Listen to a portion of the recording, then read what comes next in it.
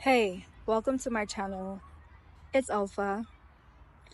I've been meaning to record this video for the longest time, but every time I would try, something would just always go wrong. So I guess it wasn't the right time. And it just seems like the perfect time now. The sun is out.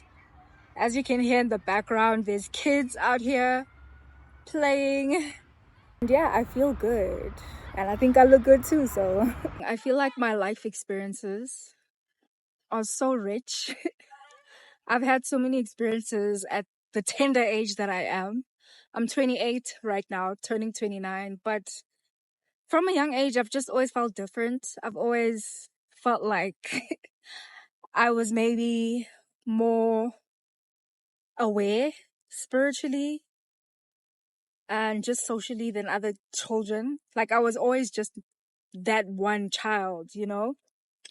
So I do feel like I have a lot to share. And I want to build a community of like-minded people. Because, being on this journey can be very lonely. This journey of self-growth, self-improvement, spirituality, it can be very lonely. And you sometimes feel like, am I the only one that thinks like this? Am I the only one that feels this way? And you're not the only one. You're not. So I want to speak about isolation and loneliness and how sometimes it's actually necessary for you to level up and get to the next stage of your journey. So I'll start off with my recent experience of isolation.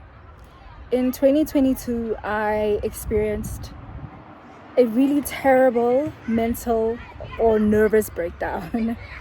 I was in the dumps, okay? Like, I was going through a lot. I had lost an income and I was just generally discontent and unhappy with where I was in life. So everything hit me like a ton of bricks. And one minute I was coping and I was going with the everyday motions.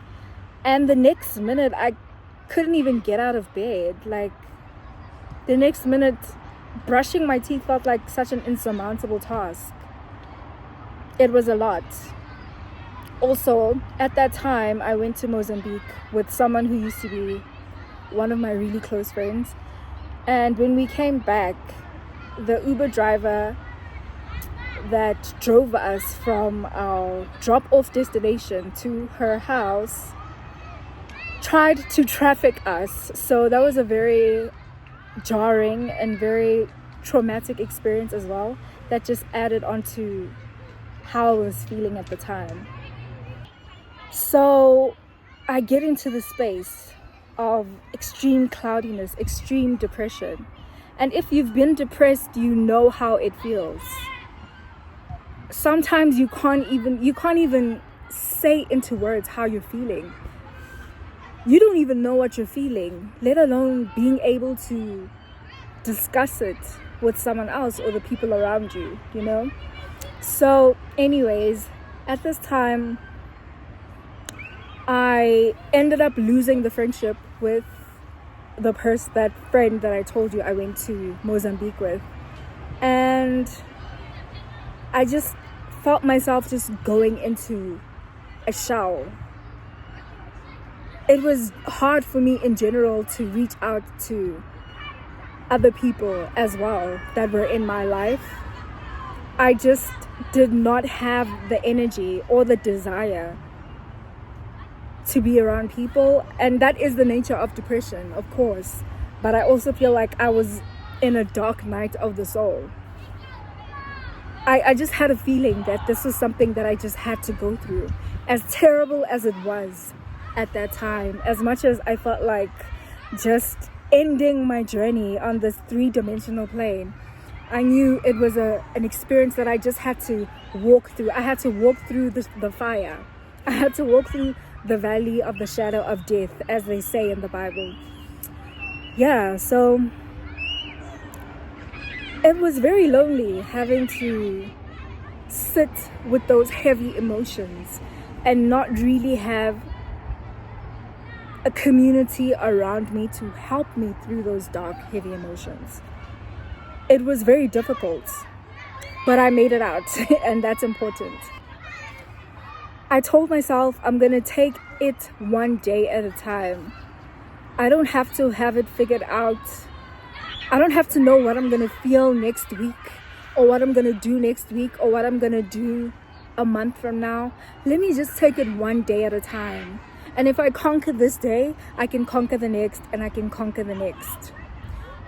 So coming out of that isolation and blossoming into this being that I feel I am constantly evolving into or becoming, I feel like that isolation was very necessary for this level up that I'm on.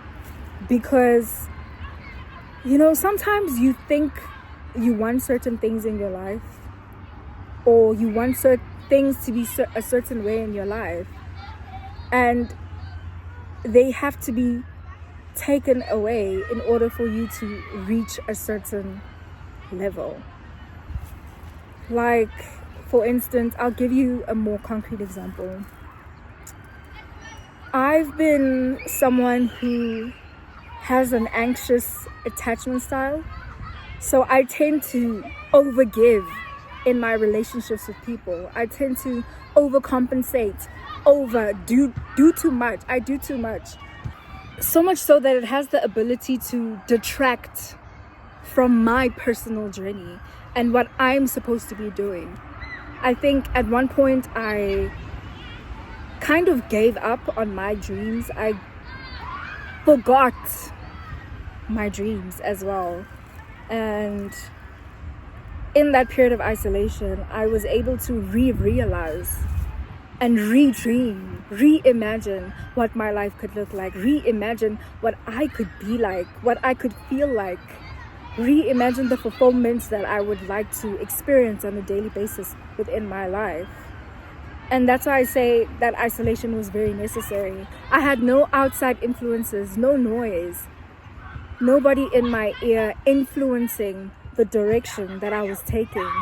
It was honestly just me and my spirit guides and my ancestors just guiding me day by day into the path that I feel I am supposed to be on. So sometimes you feel like you're being isolated, or you feel alone and you feel lonely, or you feel like you don't have friends, but you're actually being prepared for another phase of your life, even if it means losing all the friends that you have, or sometimes, sadly, even losing family members, not having those people that you're used to having in your life, having to really go through the motions on your own, can cultivate a sense of strength and resilience that you never knew you ever had. So yeah, I just feel like it was necessary. Like, as tough as it is to let go of what you thought you'd be. You have all these ideas, all these concepts in your head from when you're a child about what you think you want your life to be, how you see yourself. The analogy of the caterpillar that has to be enclosed in a cocoon so that it can grow and develop into this beautiful butterfly, or the lotus flower, and how it has to literally grow from darkness and mud before it blossoms into this beautiful flower. I genuinely feel like that was me last year. So if you're in your season or your period of isolation, I hope that you're able to at least find the silver lining, find the good parts of being isolated. And I know community is very important. No man is an island. As human beings, we need each other.